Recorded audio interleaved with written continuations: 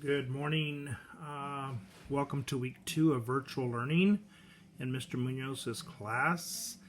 A lot of questions have come up during week 1, and I'm hoping I can clarify some of these questions or give you some answers to things that you're wondering about. So let's just go from the very beginning. Watauga Middle School homepage is probably the best place to start. You don't exactly have to go here, but for my purposes, I'm going to start here so I can kind of show you how to get where you need to go. There's a place right here called Online Learning, Lesson Plan, Student Resources. If you click into this where it says Read Full Story, you can get to where you need to be. Students, for the most part, know where they need to be. They get into the My Birdville to find their portal, but I'm going to show you how you can get to it if you're not having success there. If you go into here and you go into right here, it says mybirdvilleschools.net. That'll take you exactly where you need to go. Your students are going to come to a screen that it's going to prompt for their user ID and their password. They know that information. We've used it in class. It's the same thing like in school. They will log into their portal. It'll be their student ID number and then their password they have created. No, I don't have those, unfortunately. This is something that they have created on their own, and every one of my students have logged into the system this year. So they know how to get to this place because we take our STAR screener test in this screen. Once they get into this this screen, they're going to find Canvas. Canvas is right here.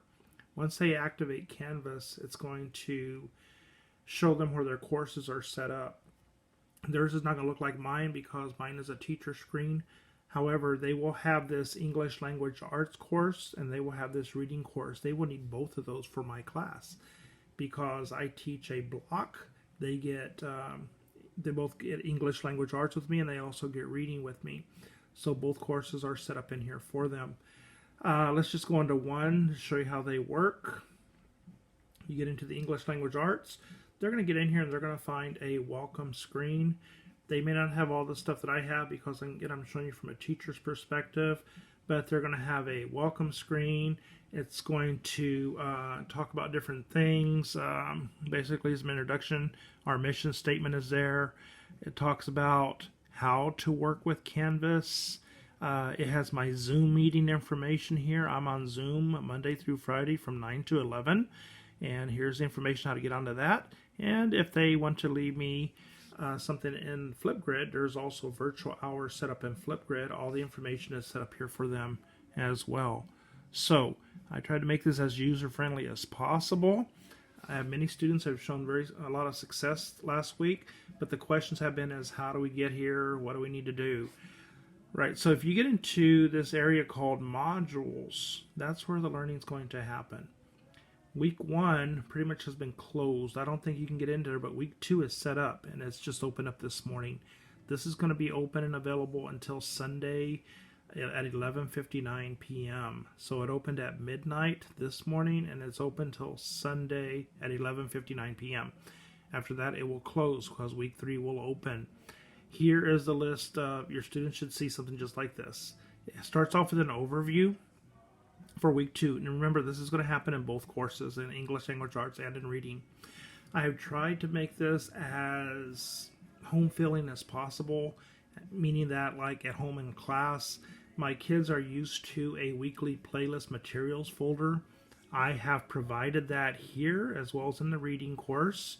When they open this up, they're going to find everything they need. This is something that we have been doing all school year.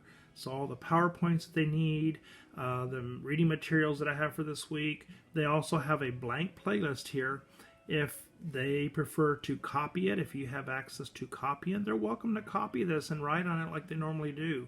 And if you want to take a picture of the completed playlist, you can email it to me. I'll be glad to accept that as well.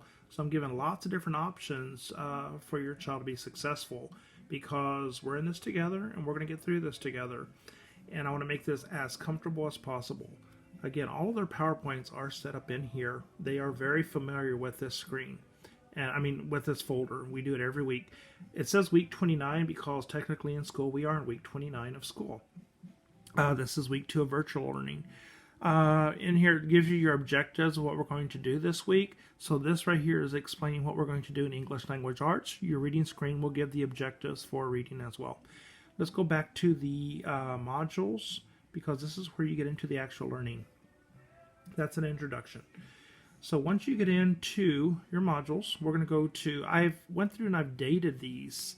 I'm not saying that they have to be done these specific dates, but I did it as a pace to kind of help you understand. If you're working at this pace, you shouldn't get behind. Notice that there's not a lesson for Friday, because Friday is a school holiday this week, and I do want to respect that time. So I'll give you lessons for Monday through Thursday.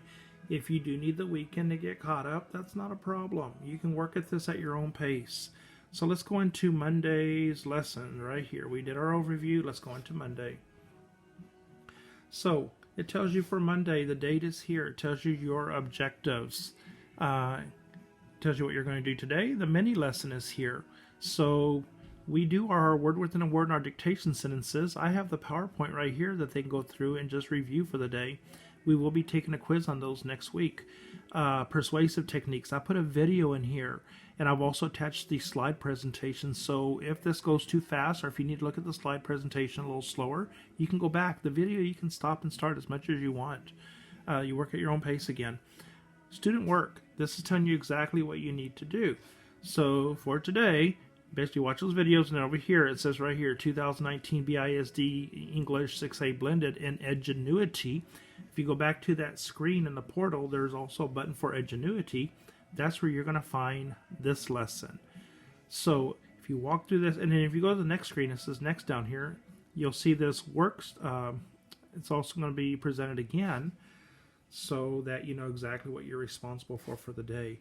So again, yours may look a little different because mine is at a teacher perspective, but it tells you exactly what you need to do. It tells you to click submit at the top of your screen to show that your assignment has been submitted. So it'll walk you through everything you need. But again, if questions come up, please let me know. I want to help satisfy those. I want to avoid the frustration as much as possible.